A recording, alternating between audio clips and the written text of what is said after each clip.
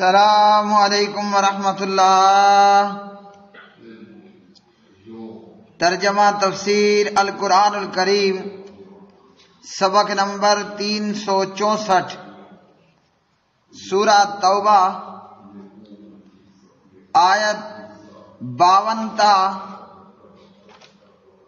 55۔ اعوذ باللہ من الشیطان الرجیم۔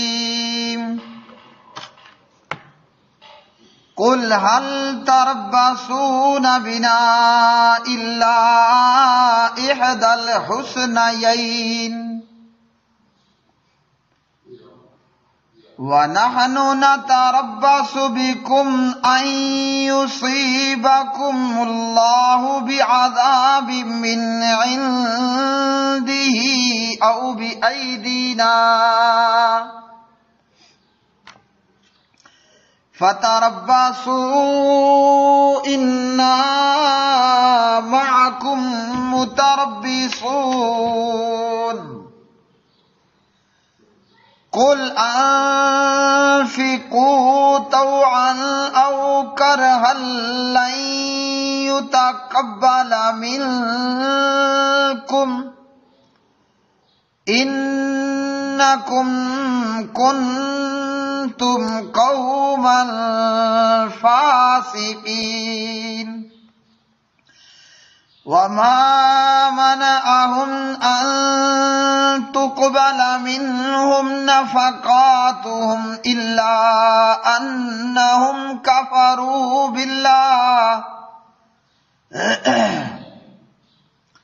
كفروا بالله وبرسوله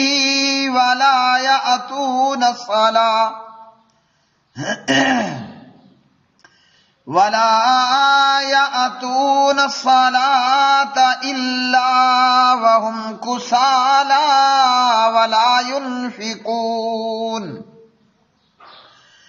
ولا ينفقون إلا وهم كارهون۔ فلا تعجبك أموالهم ولا أولادهم إنما يريد الله ليعذبهم بها في الحياة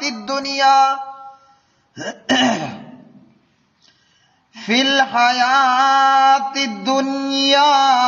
وتزهق أنفسهم وهم كافرون۔ کہہ دیجئے تم ہمارے بارے میں دو بہترین چیزوں میں سے ایک کے سوا کس کا انتظار کرتے ہو، اور ہم تمہارے بارے میں انتظار کر رہے ہیں کہ اللہ تعالیٰ تمہیں اپنے پاس سے کوئی عذاب پہنچائے یا ہمارے ہاتھوں سے، سو انتظار کرو، بے شک ہم تمہارے ساتھ منتظر ہیں۔ کہہ دیجئے خوشی سے خرچ کرو یا ناخوشی سے، تم سے ہرگز قبول نہ کیا جائے گا، بے شک تم ہمیشہ سے نافرمان لوگ ہو، اور انہیں کوئی چیز اس سے مانے نہیں ہوئی کہ ان کی خرچ کی ہوئی چیزیں قبول کی جائیں، مگر یہ بات کہ بے شک انہوں نے اللہ تعالیٰ کے ساتھ اور اس کے رسول صلی اللہ علیہ وسلم کے ساتھ کفر کیا، اور وہ نماز کو نہیں آتے مگر اس طرح کے سست ہوتے ہیں، اور خرچ نہیں کرتے مگر اس حال میں کہ ناخوش ہوتے ہیں۔ سو آپ کو ان کے اموال بھلے معلوم ہوں اور نہ ان کی اولاد، اللہ تعالیٰ تو یہی چاہتا ہے کہ انہیں ان کے ذریعے دنیا کی زندگی میں عذاب دے اور ان کی جانیں اس حال میں نکلیں کہ وہ کافر ہوں۔ قل کہہ دیجئے، حل تربصون، نہیں تم انتظار کرتے بنا ہمارے معاملے میں الا مگر احدا ایک کا الحسنیین دو بھلائیوں میں سے ونحن اور ہم نتربص انتظار کرتے ہیں بکم تمہارے حق میں ان یہ کہ یصیبکم پہنچائے تمہیں اللہ تعالیٰ بعذاب عذاب من عندہ اپنے پاس سے او یا بایدینا ہمارے ہاتھوں سے فتربصوا لہذا تم انتظار کرو انا بلا شبہ ہم بھی معکم تمہارے ساتھ متربصون انتظار کرنے والے ہیں قل کہہ دیجئے انفقو تم خرچ کرو طوعا خوشی سے او یا کرہن ناخوشی سے لن یتقبل ہرگز قبول نہیں کیا جائے گا منکم تم سے انکم کنتم کیونکہ تم ہو ہی قومن قوم فاسقین نافرمان وما منعہم اور نہیں مانے ہوا ان کے ان یہ کہ تقبالا قبول کیے جائیں منہم ان سے نفقاتہم ان کے صدقات الا مگر انہم کے بلا شبہ انہوں نے کافرو کفر کیا باللہ اللہ تعالیٰ کے ساتھ وبرسولی اور اس کے رسول صلی اللہ علیہ وسلم کے ساتھ ولا یاتون اور نہیں وہ آتے الصلاۃ نماز کو الا مگر وہم اس حال میں کہ وہ کسالى سست ہوتے ہیں ولا ينفقون اور نہیں وہ خرچ کرتے الا مگر وہم کارہون اس حال میں کہ وہ ناگوار سمجھتے ہیں فلا تعجبک چنانچہ نہ حیرت میں ڈالیں آپ کو اموالہم ان کے مال ولا اولادہم اور نہ ان کی اولاد انما یقیناً یرید ارادہ کرتا ہے اللہ تعالی لیعذبہم کہ عذاب دے ان کو بہا ان کی وجہ سے فی الحیات الدنیا دنیا کی زندگی ہی میں وتضحک اور نکلیں انفسہم ان کی جانیں وہم اس حال میں کہ وہ کافرون کافر ہوں۔ پیارے بھائیوں اور میری بہنوں، ان آیات بینات میں اللہ سبحانہ و تعالیٰ نے فرمایا ان منافقوں سے کہہ دو، جہاد سے پیچھے رہنے والوں سے اور نماز سے جی چرانے والوں سے کہہ دو تم ہمارے بارے میں یہی انتظار کر رہے ہو نا کہ دو میں سے ایک اچھی چیز کا، دو بہترین چیزوں میں سے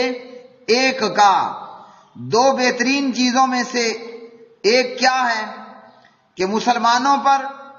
اگر کوئی مصیبت ہوتی تو پھر منافقین کی خوشی کا سبب ہوتا، یعنی مسلمان شہید ہو جاتے اور بظاہراً فتح یابی نہ ہوتی، یا یہ کہ مسلمان کامیاب اور کامران لوٹتے،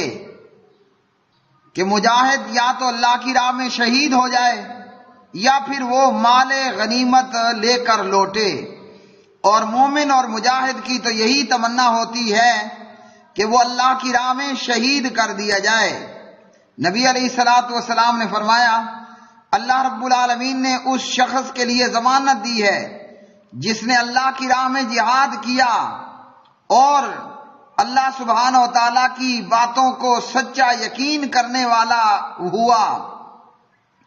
اور اسے کسی اور چیز نے نہیں نکالا، تو یہ شخص اللہ رب العالمین اسے جنت میں داخل کرے گا، یا یہ کہ مجاہد پھر غنیمت کا مال واپس لے کر لوٹے گا۔ تو مومن اور مجاہد کے لیے دونوں ہی معاملے بہترین ہیں۔ اللہ کی راہ میں مجاہد شہید کر دیا جائے یہ بھی مومن کے لیے بہترین ہے، اور اگر واپس لوٹے مال غنیمت لے کر تو مومن کا یہ بھی معاملہ بہتر ہے۔ صحیح بخاری حدیث نمبر 3123 حضرت ابو ہریرہ رضی اللہ تعالی عنہ اس کے راوی ہیں۔ اور منافق کا معاملہ اس کے برعکس ہے۔ منافق دنیا میں مسلمانوں کے ہاتھوں یا اللہ کی طرف سے ذلت و رسوائی کا سامنا کرتا ہے، اور آخرت کے اندر پھر جہنم کا عذاب ہوگا اور وہ عذاب بھی درک اسفل کا ہوگا کہ جہنم میں سب سے نچلا درجہ وہ منافقوں کو ہی ملنے والا ہے۔ اور فرمایا کہ یہ منافق لوگ چاہے خوشی سے اللہ کی راہ میں خرچ کریں یا ناخوش ہوتے ہوئے، ان لوگوں کا اللہ کی راہ میں مال خرچ کرنا قبول نہیں ہوگا۔ غزوہ تبوک کے موقع پر بعض منافق ایسے بھی تھے جنہوں نے کہا کہ ہمیں ساتھ جانے سے معافی دی جائے، مطلب ہم اتنے دور کے سفر پر نہیں جا سکتے، موسم اتنا گرم ہے ہم نہیں جا سکتے، ہماری گھریلو مجبوریاں ہیں ہم نہیں جا سکتے، پھل پک کے تیار ہو چکا، یا سینکڑوں دیگر بہانے۔ بعض منافقوں نے کہا کہ ہم آپ کے ساتھ نہیں جا سکتے، لیکن یہ ہے کہ ہم اپنا مال خرچ کرنے پر تیار ہیں۔ اور یہ مال خرچ کرنے کا ارادہ بھی کیوں ظاہر کیا؟ کہ تاکہ ٹوٹلی طور پر ہی مسلمانوں میں منافقین بدنام ہو کر نہ رہ جائیں، ورنہ ان کے دلوں میں منافقت، اللہ اور اس کے رسول سے دشمنی جو ہے وہ بھری ہوئی۔ تو فرمایا کہ منافق خوشی سے خرچ کرے یا کہ منافق ناخوشی سے خرچ کرے، منافقوں کا اللہ کی راہ میں مال خرچ کرنا قبول ہی نہیں ہوگا۔ وجہ یہ ہے کہ اللہ رب العالمین تو مخلص مومن اور متقی بندوں سے ہی قبول کرتے ہیں، جیسا کہ اللہ رب العالمین نے المائدہ میں بتایا، انما یتقبل اللہ من المتقین، اللہ رب العالمین متقی لوگوں سے ہی قبول کرتا ہے۔ اور پھر ان کی اللہ کی راہ میں مال خرچ کرنا اور دیگر چیزیں کیوں قبول نہیں، کیا وجہ ہے؟ تو اللہ رب العالمین نے 3 وجوہات بیان فرمائے ان منافقوں کے صدقات کے قبول نہ ہونے کے۔ نمبر 1، ان کا جرم کہ ان کے دل ایمان سے خالی ہیں، اللہ تعالیٰ کی توحید پر ایمان نہیں لائے اور رسول پاک صلی اللہ علیہ وسلم پر ایمان نہیں لائے، بلکہ دونوں اللہ کے اور اس کے رسول کے منکر ہیں۔ تو ان منکروں کا اللہ کی راہ میں خرچ کرنا وہ رائے گاہ ہے، وہ قبول نہیں کیا جاتا۔ پہلا جرم یہی بتایا کہ ان کے زبان پر تو لا الہ الا اللہ ہے، لیکن ان کے دل اس بات سے خالی ہیں۔ دوسرا، اللہ ان کا خرچ کیا ہوا مال قبول کیوں نہیں کرتا؟ کہ یہ لوگ نماز میں سستی کرتے ہیں۔ ایمان کی جسمانی شہادت وہ نماز کی صورت میں ہے، اور یہ لوگ نماز کے لیے سستی سے آتے ہیں، دیر سے آتے ہیں، وقت پر نہیں آتے، اور سستی سے نماز کو ادا کرنے والے۔ تو نماز جیسی عظیم اور سپریم عبادت میں سستی کرنے کی وجہ سے اللہ کے ہاں ان کا خرچ کیا ہوا رائے گاہ جاتا ہے اور قبول نہیں ہوتا۔ تیسرے نمبر پر جرم یہ ہے کہ اللہ ان کا مال اس لیے قبول نہیں کرتا اپنی راہ میں خرچ کرنا کہ یہ خوشی کے ساتھ اللہ کی راہ میں مال خرچ کرنے کی بجائے مجبوری، جرمانہ، ٹیکس سمجھ کر اللہ کی راہ میں خرچ کرتے ہیں، اور خرچ کرنے کی وجہ صرف یہی ہوتی ہے کہ ہم ٹوٹلی مسلمانوں میں بدنام مشہور نہ ہو جائیں کہ جناب جہاد کے لیے بھی نہیں نکلتے اور جہاد کے لیے اور اللہ کی راہ میں چندہ بھی نہیں دیتے۔ تو ان کا خرچ کرنا اس لیے بھی قبول نہیں ہوتا کہ یہ دل کی خوشی سے اللہ کی راہ میں مال نہیں خرچ کرتے، بلکہ مجبوری اور جرمانہ اور ہیلا سمجھ کر ہی خرچ کرتے ہیں۔ تو میرے پیارے بھائیوں، ہمارے لیے بھی یہ معاملہ ہے، صرف مدینہ کے منافقوں کے لیے یہ معاملہ نہیں تھا، 14 صدیوں بعد بھی آج یہ معاملہ موجود ہے۔ اگر دل میں ایمان نہیں ہے اور اگر نماز میں سستی ہے اور اللہ کی راہ میں مال خرچ کرنا خوشی سے نہیں ہے، تو اللہ رب العالمین نے چٹی سمجھ کر اور جرمانہ سمجھ کر خرچ کیا ہوا قبول نہیں کرنا۔ قبول وہ ہوگا جو بندہ دل کی خوشی سے دے اور نماز میں سستی کرنے والا نہ ہو۔ 20 بے نمازی، ہزاروں بے نمازی ہیں۔ نماز جیسی مفت عبادت جس کے ادا کرنے پہ کوئی روپے پیسہ تک کا پیسہ نہیں لگتا، نماز نہیں پڑھیں گے، مگر بقرعید میں آ کر لاکھ لاکھ 2-2 لاکھ کا جانور قربان کر رہے ہوتے ہیں، تو جو بے نمازی ہے اس کا سایہ کچھ رائگاں ہے، کیونکہ بے نمازی کافر بھی ہے، مشرک بھی ہے، بین العبد و بین الکفر والشرک ترک الصلاۃ۔ اور بے نمازی اگر 5 نمازوں کا بے نمازی ہے تو بھی بے نمازی ہے، بے نمازی اگر 1 نماز کا بے نمازی ہے تب بھی بے نمازی ہے، اور بے نمازی کبھی پڑھ لی تو کبھی چھوڑ دی تب بھی وہ بے نمازی ہے۔ تو بے نمازیوں کا بھی قبول نہیں ہونا۔ منافق یہ نہیں کہ بے نمازی تھا، منافق نماز پڑھتا تھا لیکن قاموا کسالى ولا قاموا کسالى یراؤون الناس ولا یذکرون اللہ الا قلیلا، سستی سے پڑھتا، ریاکاری کرتے ہوئے پڑھتا، تو وہ نماز پڑھتا ہے مگر سستی کرتا ہے، اللہ نے اس کا قبول نہیں کرنا۔ اور جو سرے سے نماز پڑھے ہی نہیں، یا کوئی نماز پڑھ لی تو کوئی نماز چھوڑ دی، کبھی دل آیا تو نماز پڑھ لی، کبھی دل آیا تو نماز چھوڑ دی، تو اس کی کہاں سے اللہ نے قبول کرنی ہے؟ منافق نماز پڑھ رہا ہے۔ اس آیت مبارکہ میں اللہ نے یہ نہیں کہا کہ وہ نماز پڑھتے ہی نہیں ہیں، فرمایا نماز پڑھتے ہیں، لیکن معاملہ کیا ہوتا ہے؟ نماز کے لیے سستی ہے، ادائیگی میں سستی، نماز کے پہنچنے میں سستی ہے۔ اگر سستی کرنے والے کی اللہ کے راہ میں خرچ کرنا قبول نہیں ہوگا تو جو سرے سے بے نمازی ہے کوئی کہہ سکتا ہے کہ اللہ اس کا قبول کرے گا؟ اور پھر فرمایا کہ آپ کو ان کا مال و دولت اور ان کے ٹھاٹ بھاٹ اور ان کی اولاد اور دنیاوی نعمتیں یہ آپ کو بھلے معلوم نہ ہوں، یہ تو ان کے لیے مصیبت ہے۔ ان کا مال و دولت، اولاد اور دنیاوی چمک دمک دھوکے میں نہ پڑیں کہ جناب ان کو اللہ نے اولاد دی، مال دیا تو اللہ ان پہ راضی ہے، ہرگز نہیں۔ مال و دولت کا اور اولاد کا زیادہ ہونا اور دنیاوی دمک چمک کا زیادہ ہونا، یہ اس بات کی دلیل کوئی نہیں ہے کہ اللہ تعالیٰ اس بندے سے راضی ہے۔ آج ہم بھی سمجھتے ہیں جس کی بڑی گاڑی، بڑا مکان ہو کہ جناب یہ تو بہت اللہ کا پیارا بندہ ہے، اللہ نے اس پر اپنا بڑا کرم کر رکھا ہے۔ فرمایا ہرگز ایسا نہیں ہے،